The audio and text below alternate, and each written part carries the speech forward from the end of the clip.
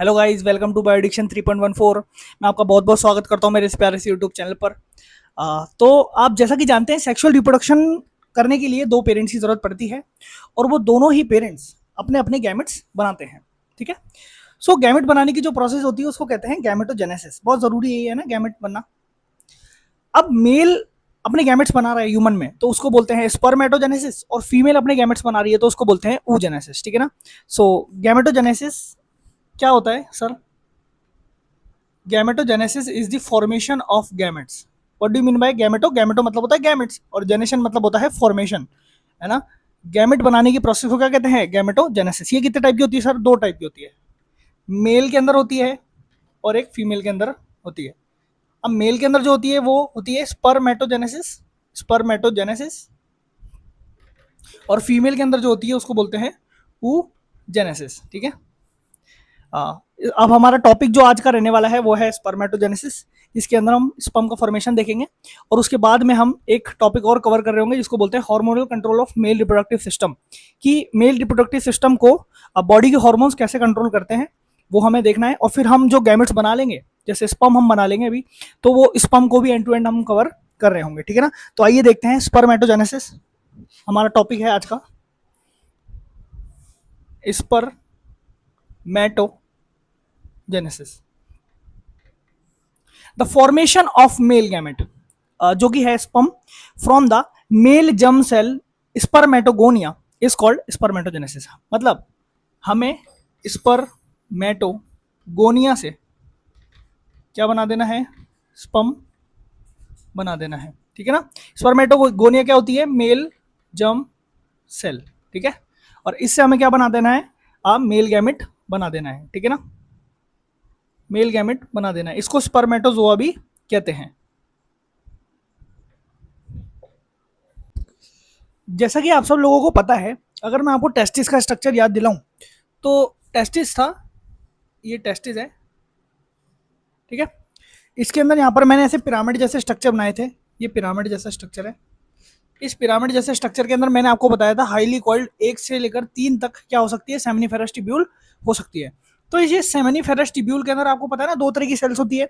एक तो होती है male germ cell, male germ cell, और दूसरी कौन सी होती है? कौन सी होती है? Sertoli cell. ठीक है। तो ये जो मेल जर्म सेल है जिसका नाम है स्पर्मेटोगोनिया, यही क्या करता है? आगे जाके क्या बनाता है? स्पर्म बनाता है। तो ये मेल जर्म सेल काय के अंदर पाई जाती है? गोनेट्स के अंदर पाई जाती है। सर गोनेट्स क्या होते हैं? जैसे मेल के अंदर गोनेड है टेस्टिस और फीमेल के अंदर गोनेड होता है ओवरी। ठीक है ना। गोनेड मतलब सेक्सुअल ऑर्गन, है ना। प्राइमरी सेक्सुअल ऑर्गन की बात कर रहा हूँ यहाँ पर मैं, है ना। तो मेल गैमेट बनेगा किससे? मेल जर्म सेल से बनेगा जिसका नाम है स्पर्मेटोगोनिया। तो क्या होता है वो देखते हैं कि स्पर्मेटोगोनिया क्या करता है? डिवीजन करता है बहुत सारा, माइटोसिस करता है, और माइटोसिस करके जो स्पर्मेटोगोनिया होता है, स्पर्मेटोगोनिया, है ना, वो माइटोसिस करके नंबर में बहुत सारा हो जाता है। ये सब कब शुरू होता है मेल के अंदर? प्यूबर्टी में। कब शुरू होता है? प्यूबर्टी में। ठीक है ना। 12 से 13 साल की उम्र में आने के बाद में लड़के के अंदर क्या शुरू हो जाता है? स्पर्मेटोजेनेसिस शुरू हो जाता है। ठीक है ना। तो यहाँ पर जो स्पर्मेटोगोनिया है, मतलब मेल जो जर्म सेल है, वो कैसी है? 2n है अभी। कैसी है वो? 2n है ना। डिप्लॉइड है, उसमें क्रोमोसोम के नंबर अभी डबल है। क्या होगा इसके अंदर? माइटोसिस होगी। फिर क्या होगी? माइटोसिस। और इस माइटोसिस को करके स्पर्मेटोगोनिया क्या बना लेगा? Primary spermatocyte. क्या बना लेगा? Primary spermatocyte. आपको पता है ना, mitosis is a equational division. तो ये जो 2n स्पर्मेटोगोनिया है तो ये भी 2n होगा। समझ में आई बात? इस माइटोसिस को एक नाम भी दिया गया है, स्पर्मेटोसाइटोजेनेसिस। ठीक है ना। स्पर्मेटोसाइटोजेनेसिस भी इसको कह सकते हैं। अब जो प्राइमरी स्पर्मेटोसाइट है इसके अंदर आगे जाके क्या होगा सर? इसके अंदर मियोसिस फर्स्ट होगी भैया। क्या होगी? मियोसिस फर्स्ट, है ना। Meiosis first is a reductional division. जैसे ही मियोसिस फर्स्ट होती है उसके अंदर क्या होता है? क्रोमोसोम का नंबर आधा हो जाता है। ये आपको पता होना चाहिए। ठीक है ना। तो हम यहाँ पर क्या बन जाएंगे? सेकेंडरी स्पर्मेटोसाइट बन जाएंगे। तो सेकेंडरी स्पर्मेटोसाइट बने हैं वो कैसे होंगे? प्लॉइडी के अंदर एन होंगे, है ना, मतलब हैप्लॉइड होंगे। ठीक है ना। तो यहाँ पर क्या हुआ? मियोसिस फर्स्ट कंप्लीट हो गई। अब यहाँ पर क्या होगी सर? Meiosis second. क्या होगी? मियोसिस सेकंड होगी। और है ना, सेल बनेगी जिसका नाम होता है स्पर्मेटिड। ठीक है, स्पर्मेटिड्स कितने बनेंगे सर? 4 बनेंगे। जैसे मैं कहूँ कि एक क्या है तुम्हारे पास में स्पर्मेटोसाइट है, उसमें क्या हुआ, मियोसिस फर्स्ट हुआ तो वो टूट के कितने हिस्सों में बढ़ गया? 2 हिस्सों में बढ़ गया। तो यहाँ पर कितने आपके पास में सेकेंडरी स्पर्मेटोसाइट बने? तो 2 बन गए। अब उन दोनों सेकेंडरी स्पर्मेटोसाइट के अंदर क्या होगा? मियोसिस 2 होगी, तो यहाँ पर कितने स्पर्मेटिड्स बन जाएंगे? 4 स्पर्मेटिड्स बन जाएंगे। तो तुमसे कोई पूछे कि प्राइमरी स्पर्मेटोसाइट से कितने स्पर्मेटिड्स बनते हैं, तो बोलना 4। कैसे सर? मान लो ये एक प्राइमरी स्पर्मेटोसाइट है, इसके अंदर क्या हुआ, मियोसिस फर्स्ट हुआ तो कितनी सेल्स बन गई? 2। ठीक है, ये 2n थी, है ना, ये n और n कितनी हो गई? 2 बन गई। अब इसके अंदर मियोसिस 2 होगा, इसके अंदर भी मियोसिस 2 होगा, तो टोटल कितनी सेल्स बन जाएगी? 4 सेल्स बन जाएगी, और चारों की चारों कैसी होगी? n होगी। तो ये 4 स्पर्मेटिड यहाँ पर बन गए हैं। ठीक है ना, तो ये यहाँ पर क्या खत्म हो गया? मियोसिस खत्म हो गया। ठीक है ना, कितने स्पर्मेटिड्स बन गए? 4 स्पर्मेटिड्स बन गए। अब ये स्पर्मेटिड्स क्या बनते हैं? स्पर्मेटोजोआ। क्या बन जाते हैं? ये स्पर्मेटोजोआ। और इस कन्वर्जन को क्या कहते हैं हम? इस कन्वर्जन की प्रोसेस का नाम रखा हुआ है स्पर्मियोजेनेसिस, है ना, स्पर्मियोजेनेसिस। सर स्पर्मेटिड क्या है और क्या बोलते हैं स्पर्मेटोजोआ क्या है? एक्चुअल में स्पर्मेटोजोआ स्पर्म है, यही है वो मेल गैमेट। सर स्पर्मेटिड में क्या है ऐसा? जैसे स्पर्मेटिड एक नॉर्मल सेल होती है, ठीक है ना, इसमें कोई भी मोटिलिटी के लिए कोई टेल नहीं होती, ठीक है ना, बहुत भारी होती है, बल्क इसका ज्यादा होता है, ठीक है ना, साइटोप्लाज्म इसके अंदर बहुत भरा हुआ होता है, बहुत सारे इसके अंदर माइटोकॉन्ड्रिया नहीं होते हैं, ठीक है ना। तो क्या होगा जब स्पर्मेटिड स्पर्मेटोजोआ बनेगा, मतलब ये मोटाइल जब गैमेट सेल बनेगी, जब ये कन्वर्जन होगा, तब उस दौरान क्या होगा, जो बहुत सारा साइटोप्लाज्म है वो सारा का सारा साइटोप्लाज्म गायब हो जाएगा, ठीक है ना। और भी बहुत सारे चेंजेस आएंगे, जैसे टेल आ जाएगी। स्पर्म के अंदर क्या होती है? टेल होती है, इसके अंदर टेल नहीं होती। तो इसी कन्वर्जन को क्या कहा जाता है? स्पर्मियोजेनेसिस कहा जाता है। और फिर ये जो स्पर्मेटोजोआ जो है, ये स्पर्मेटोजोआ जाकर कहां पर धस जाएगा? सर्टोली सेल में धस जाएगा। किसमें धस जाएगा? सर्टोली सेल्स में धस जाएगा। मैं कह सकता हूं इम्बेजन into the Sertoli cell, Sertoli cell में जाके धस जाएगा, और धसने के बाद में इससे क्या लेने लग जाएगा? न्यूट्रिशन लेने लग जाएगा। क्योंकि आपको पता है, मैंने आपको फंक्शन बता दिया था सर्टोली सेल का। सर्टोली सेल का फंक्शन क्या है? वो स्पर्म को क्या देती है? न्यूट्रिशन देती है, ठीक है ना। और फिर कुछ समय बाद जब ये स्पर्म एक तरह से एकदम पूरा मैच्योर हो जाएगा, उसके बाद में जब ये बाहर निकलेगा, तो इस प्रोसेस को कहते हैं स्पर्मिएशन। क्या बोलते हैं? स्पर्मिएशन। मतलब मैं ऐसे कह सकता हूं, the release of the sperm from the seminiferous tubule. Seminiferous tubule से बाहर निकलने को क्या कहते हैं? स्पर्मिएशन कहते हैं। अब यहां से फ्री स्पर्म बाहर निकल सकते हैं, ठीक है। देख लीजिए इसको। सो आइए देखते हैं, हमारे पास में नेक्स्ट टॉपिक है hormonal control of male reproductive system, कि ह्यूमन के मेल रिप्रोडक्टिव सिस्टम को हार्मोन्स कैसे कंट्रोल करते हैं। तो ये टॉपिक है, ठीक है। तो सबसे पहले आपको पता चल गया होगा कि हार्मोन्स किससे निकलते हैं? ग्लैंड से निकलते हैं। और हमारे बॉडी की सबसे मेजर जो ग्लैंड है वो हाइपोथैलेमस है, जो कि ब्रेन में पाई जाती है। Hypothalamus is the master of master gland. ये क्या है? मास्टर ऑफ मास्टर ग्लैंड है। और ये किसको सिग्नल भेजती है? ये मास्टर ग्लैंड को सिग्नल भेजती है, जिसको बोलते हैं पिट्यूटरी ग्लैंड। Pituitary gland. तो हाइपोथैलेमस किसको सिग्नल देती है? पिट्यूटरी ग्लैंड को, मतलब हार्मोन्स के थ्रू इसको कंट्रोल करती है। फिर जो पिट्यूटरी ग्लैंड है वो बाकी सब ग्लैंड्स को कंट्रोल करती है, ठीक है ना। तो हाइपोथैलेमस से एक हार्मोन निकलता है GnRH, जिसका फुल फॉर्म क्या होता है? गोनेडोट्रोफिन रिलीजिंग हार्मोन, है ना। गोनेडोट्रोफिन रिलीजिंग हार्मोन क्या है सर इसका मतलब? ये एक सिग्नल है जो कि पिट्यूटरी ग्लैंड को दिया जा रहा है कि आप क्या निकालो? गोनेडोट्रोफिन निकालो। क्या निकालो? गोनेडोट्रोफिन निकालो, ठीक है। सर गोनेडोट्रोफिन का मतलब क्या है वो समझा दो एक बार। देखो, गोनेडो मतलब गोनेड्स, है ना। कौन है यहाँ पर? मेल गोनेड, यहाँ पर है टेस्टिस। ये टेस्टिस को स्टिमुलेट करने के लिए हार्मोन निकाला गया है, क्योंकि ट्रोफिन का मतलब क्या होता है? स्टिमुलेशन, स्टिमुलेशन, है ना। स्टार्ट करने के लिए वर्ड जो यूज होता है उसको बोलते हैं ट्रोफिन। तो यहां से ये हार्मोन निकलवाना चाहते हैं, गोनेडोट्रोफिन। तो ये ऑर्डर किसने दिया है? हाइपोथैलेमस ने, क्योंकि हाइपोथैलेमस ने हार्मोन निकाला है गोनेडोट्रोफिन रिलीजिंग हार्मोन। वो हार्मोन किसके पास में गया? पिट्यूटरी ग्लैंड के पास में गया। और फिर पिट्यूटरी ग्लैंड क्या निकालेगी? गोनेडोट्रोफिन निकालेगी। यहाँ पर गोनेडोट्रोफिन सर कितने तरह के हैं मेल के अंदर? अच्छा, फीमेल में भी 2 तरह के होते हैं और मेल में भी 2 तरह के होते हैं। जो है पहला है LH जिसका नाम है ल्यूटिनाइजिंग हार्मोन, ठीक है, और दूसरा है फॉलिकल स्टिम्युलेटिंग हार्मोन, ठीक है। एक तो है ल्यूटिनाइजिंग हार्मोन और एक है फॉलिकल स्टिमुलेटिंग हार्मोन, ठीक है ना। तो मैं गोनेडोट्रोफिन मिटा के अब डायरेक्ट क्या लिखूंगा, LH और FSH, ठीक है ना। तो जो पिट्यूटरी ग्लैंड से निकलने वाले हार्मोन होते हैं वो एक तो होता है LH और एक क्या होता है FSH। अच्छा, पिट्यूटरी ग्लैंड भी है ना, दो पार्ट में डिवाइडेड है, एक होता है एडिनो हाइपोफाइसिस, एक होता है neuro hypophysis. Adeno hypophysis pituitary gland का आगे वाला पार्ट है, इसको बोलते हैं एंटीरियर पिट्यूटरी, ठीक है। और न्यूरो हाइपोफाइसिस पिट्यूटरी ग्लैंड का पीछे वाला भाग है, इसको बोलते हैं पोस्टीरियर पिट्यूटरी, ठीक है।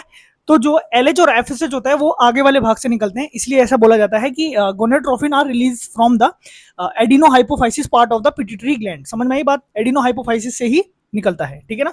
तो जो LH निकला है वो टेस्टिस में कहाँ जाएगा, कौन सी सेल्स के पास में जाएगा, तो लेडिक सेल के पास में जाएगा। सर कैसे याद करेंगे इसको, L से ल्यूटिनाइजिंग हार्मोन, L से लेडिक सेल, समझ में आ गई बात। और ये जो FSH है ये किसके पास जाता है, सर्टोली सेल्स के पास में जाता है। सर ये कैसे याद होगा, देखो इसमें S आ रहा है क्या, और यहाँ पर भी S आ रहा है, तो आसानी से याद कर सकते हैं। गोनेडोट्रोफिन दो होते हैं, एक होता है LH मतलब ल्यूटिनाइजिंग हार्मोन, एक होता है फॉलिकल स्टिमुलेटिंग हार्मोन मतलब FSH। तो LH तो जाता है लिडिक सेल के पास में और FSH जाता है सर्टोली सेल के पास में, ठीक है। जो लिडिक सेल के पास में LH गया है वो लिडिक सेल से क्या करवाएगा, लिडिक सेल से बोलेगा कि भैया अब तुम हार्मोन बनाओ एंड्रोजन, क्या बनाओ, एंड्रोजन। जो मेल के अंदर एंड्रोजन बनता है वो मेन एंड्रोजन का नाम क्या है, टेस्टोस्टेरोन। आपको मैं ये बता देता हूं, मतलब टेस्टोस्टेरोन का फॉर्मेशन करवाने के लिए ल्यूटिनाइजिंग हार्मोन आया लिडिक सेल के पास में और लिडिक सेल को बोलने लगा कि अब क्या बनाओ आप, एंड्रोजन बनाओ, मतलब टेस्टोस्टेरोन बनाओ। ये टेस्टोस्टेरोन के बारे में आप जानते होंगे, ये मेल का है ना सेक्स हार्मोन है, ये सब कुछ कंट्रोल करता है मेल की बॉडी के अंदर, बहुत ही प्राइमरी हार्मोन है ये, है ना, बहुत इंपॉर्टेंट होता है ये, ठीक है ना। और ये FSH जो सर्टोली सेल के पास में आया ये इसको बोल रहा है कि रिलीज सम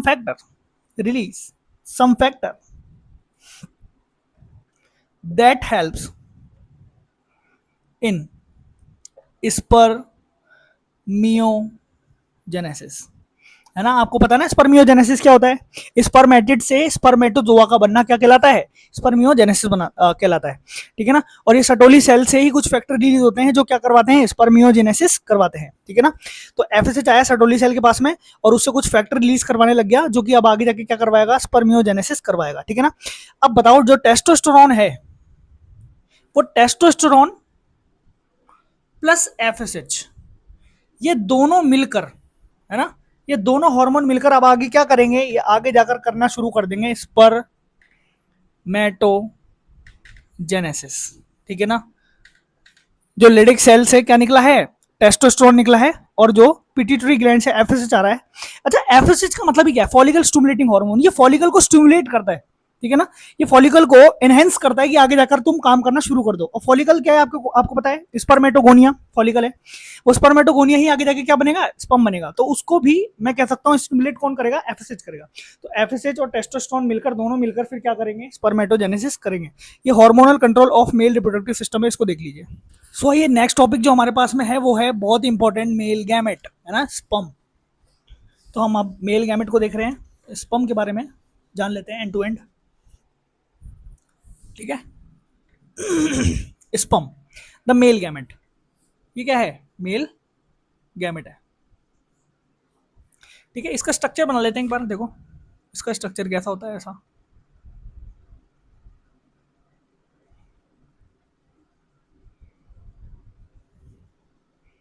ये ऐसा दिखाई पड़ता है, ठीक है ना। तो इसको थोड़ा सा और अच्छा करने के लिए हम क्या कर सकते हैं, देखो ऊपर इसके यहाँ पर देखो, ये तो क्या है, इसका न्यूक्लियस है, ये तो इसका न्यूक्लियस है ग्रीन कलर का, ठीक है। और इसके ऊपर यहाँ पर जो ये कैप है, इस कैप को कहते हैं एक्रोसोम, क्या कहते हैं, एक्रोसोम, ठीक है ना। यहाँ पर क्या पाए जाते हैं, इसके माइटोकॉन्ड्रिया पाए जाते हैं, ठीक है ना। और इसको देख सकते हैं हम, नाम लिख देते हैं इसका, ये हेड है ना। यहाँ पर ये छोटा सा जो पोर्शन है इसको नेक बोलते हैं, ये जो है ये मिडिल पीस है, मिडिल PIECE, मिडिल पीस है। और ये पूरी क्या है, ये टेल है, सर इसके अंदर ये क्या है, ये न्यूक्लियस है सर। ये ऊपर जो टिप पे ये पार्ट है इसको क्या बोलते हैं सर, एक्रोसोम कहते हैं, एक्रोसोम। और ये जो मिडिल पीस है इसके अंदर जो ये स्पाइरली अरेंज जो चीजें आपको दिखाई पड़ रही है, माइटोकॉन्ड्रिया है। स्पाइरली मतलब ऐसे ऐसे, ठीक है, माइटोकॉन्ड्रिया, ठीक है। यहां पर सेंट्रियोल होता है और यहां पर भी एक सेंट्रियोल होता है, ठीक है, ये सेंट्रियोल है, पता है ना। स्पर्म एक एनिमल सेल है और एनिमल सेल के अंदर सेंट्रियोल होता है, क्योंकि सेंट्रियोल ही क्या करवाता है, सेल डिवीजन करवाता है, ठीक है ना। तो इसके अंदर हेड है, नेक है, मिडिल पीस है और टेल है, ये चार ही मेजर पार्ट इसके होते हैं, ठीक है। और ये पूरा का पूरा स्पर्म प्लाज्मा मेम्ब्रेन से कवर्ड है, क्योंकि स्पर्म एक सेल है और सेल की आउटर कवरिंग क्या होती है, प्लाज्मा मेम्ब्रेन होती है, क्योंकि एनिमल सेल के ऊपर सेल वॉल तो होती ही नहीं है, ठीक है ना। तो ये जो आउटर कवरिंग है इसकी क्या है, प्लाज्मा मेम्ब्रेन है, ठीक है ना। प्लाज्मा मेम्ब्रेन से ये पूरा का पूरा कवर्ड है, ठीक है। सबसे पहले मैं हेड की बात करता हूं, तो हेड में क्या होता है भैया, न्यूक्लियस होता है। और न्यूक्लियस के अंदर इसका सारा का सारा जेनेटिक मटेरियल होता है। सारा जेनेटिक मटेरियल कहां पर है इसका, हेड में, क्योंकि हेड में क्या पाया जाता है, न्यूक्लियस। जो हेड की टिप है उस हेड की टिप पर क्या है, एक्रोसोम है, और उस एक्रोसोम के अंदर भरे होते हैं हाइड्रोलाइटिक एंजाइम्स। ये हाइड्रोलाइटिक एंजाइम्स क्या करते हैं सर, ये हाइड्रोलाइटिक एंजाइम्स क्या करते हैं, ओवम की सरफेस को तोड़ने का काम करते हैं। मतलब जब फर्टिलाइजेशन होगी तब स्पर्म ओवम के अंदर घुसेगा, तो बिकॉज ऑफ किसके घुसेगा, वो एक्रोसोम के। अगर एक्रोसोम नहीं हो तो स्पर्म कभी भी ओवम के अंदर एंटर कर ही नहीं सकता, क्योंकि एक्रोसोम के अंदर जो एंजाइम है वो क्या करते हैं, ओवम की भित्ति मतलब वॉल को तोड़ देते हैं और अंदर एंटर हो जाता है स्पर्म, ठीक है ना। अब देखते हैं इसके नीचे ये क्या है, नेक है, और नेक का कोई ज्यादा मेजर रोल है नहीं, लेकिन जो इसका मिडिल पीस है, मतलब जो बीच वाला हिस्सा है, उस बीच वाले हिस्से में बहुत सारे क्या पाए जाते हैं, माइटोकॉन्ड्रिया पाए जाते हैं। और आप जानते हैं mitochondria is the power house of the cell, और यहाँ पर बहुत सारे माइटोकॉन्ड्रिया होने के कारण यहाँ पर बहुत अच्छी एनर्जी बनती है, और ये एनर्जी टेल को दी जाती है, और टेल का काम क्या है, मोटिलिटी का काम है, ठीक है। टेल इसकी क्या करवा देती है, मोटिलिटी करवा देती है। स्पर्म बहुत अच्छी तरीके से मूव कर सकता है ना। आपको लगता है स्पर्म ऐसे से मूव करता है, नहीं, स्पर्म ऐसे मूव नहीं करता। स्पर्म की जो टेल है वो ऐसे गोल घूमती है, ठीक है ना। तो ये आपका स्पर्म है, देख लीजिए इसको एक बार। तो एक फैक्ट आपकी बुक में ये भी लिखा हुआ है कि जो ह्यूमन मेल है वो एक बार में, एक इजैकुलेशन में कितने स्पर्म रिलीज करता है भैया, तो 200 से 300 मिलियन ऑफ स्पर्म रिलीज करता है ना। एक बार सोच के देखो इसके बारे में, 200 से 300 मिलियन स्पर्म एक बार में रिलीज करता है, लेकिन उसमें से सिर्फ और सिर्फ 60% स्पर्म जो होते हैं ना, उनकी जो शेप और साइज, शेप एंड साइज वो सही होता है या होना चाहिए, है ना, सही होना चाहिए, कितना, 60% का, ठीक है। और उस 60% के भी 40% जो स्पर्म होते हैं उनमें वाइग्रस मोटिलिटी होनी चाहिए, तब जाकर कोई बात बनेगी, नहीं तो कोई मतलब का इजैकुलेशन नहीं रहेगा, ठीक है ना। ये आपके फैक्ट दिया हुआ है कि एक मेल, ह्यूमन मेल कितने स्पर्म रिलीज करता है एक बार में, 200 से 300 मिलियन, इसमें से 60% का शेप और साइज सही होना चाहिए, और उस 60% के भी 40% की वाइग्रस मोटिलिटी होनी चाहिए, मतलब बहुत तेजी से मूव करने होनी चाहिए, वरना वो वजाइना की मैं कह सकता हूँ एसिडिक एनवायरमेंट में ही उनकी मौत हो सकती है, ठीक है ना। तो अब एक टॉपिक और है, सीमन, वो सीमन भी देख लेते हैं, है ना। सीमन क्या है सर, मेल इजैकुलेशन में कभी भी स्पर्म बाहर नहीं आते हैं, क्या बाहर आते हैं, सीमन, क्या बाहर आता है, सीमन बाहर आता है। ये क्या है सर, ये वाइट डिस्चार्ज है, ये क्या है, ये वाइट डिस्चार्ज है जो मेल इजैकुलेशन के दौरान बाहर निकालता है, ठीक है ना। तो सर फिर स्पर्म के बारे में क्या कहा जाता है, स्पर्म होते हैं किसके अंदर, सीमन के अंदर। मैं कह सकता हूँ ये व्हाइट कलर का डिस्चार्ज जो मेल ने बाहर निकाला है, इसके अंदर ऐसे बहुत सारे स्पर्म होते हैं, बहुत सारे, मतलब मिलियंस ऑफ स्पर्म होते हैं इसके अंदर, ठीक है ना। मैं कह सकता हूँ स्पर्म एक मोटाइल सेल जरूर है, लेकिन मोटाइल सेल को मूव करने के लिए कोई, मैं कह सकता हूँ मीडियम तो चाहिए, तो बिना मीडियम के कैसे कोई मूव कर सकता है। बोट खड़ी है, रोड के ऊपर पड़ी है बोट, बिना पानी के चल जाएगी क्या, वो नहीं चलेगी। तो क्या करा, सेमाइनल वेसिकल, सेमाइनल वेसिकल, ठीक है, प्रोस्टेट ग्लैंड, ग्लैंड, है ना, और कुछ ट्यूब्स भी इसमें पार्टिसिपेट करती है, जैसे एपिडिडमिस, एपिडिडमिस, है ना, और वॉश डेफरेंस। इन सब के सीक्रेशन की मदद से कुछ फ्लूइड निकलता है, इन सब से कुछ सीक्रेट होता है फ्लूइड, और उस फ्लूइड के अंदर क्या मिक्स हो जाता है भैया, उस फ्लूइड के अंदर मिक्स हो जाता है स्पर्म, है ना, और इन दोनों को मिलाकर कहा जाता है सीमन, ठीक है ना। तो मैं कह सकता हूं सीमन मेल की बॉडी से बाहर निकलता है और उसके अंदर क्या होते हैं, स्पर्म होते हैं, ठीक है ना। तो ये देख लीजिए, आई होप आपको ये वीडियो बहुत पसंद आया होगा। इफ़ आपको ये वीडियो पसंद आया तो वीडियो को लाइक कर दो, वीडियो को ज़्यादा से ज़्यादा शेयर कर दो, कमेंट सेक्शन में कमेंट करके ज़रूर बताओ, है ना। हमने मेल रिप्रोडक्टिव सिस्टम कर लिया पूरा, और उसके बाद में फीमेल रिप्रोडक्टिव सिस्टम कर लिया पूरा, और मैंने गैमेटोजेनेसिस में स्पर्मेटोजेनेसिस खत्म कर दी है, स्पर्म स्पर्म सब बता दिया है, ठीक है ना। चैनल को सब्सक्राइब कर दो, बेल आइकन को दबा दो, ठीक है। चैनल को ज़्यादा से ज़्यादा शेयर कर दो ताकि मैं ज़्यादा से ज़्यादा लोगों की मदद कर पाऊँ, ठीक है। इसके बाद हम पढ़ेंगे oogenesis, और वो नेक्स्ट लेक्चर में हम लेकर आएंगे। जब तक के लिए थैंक यू।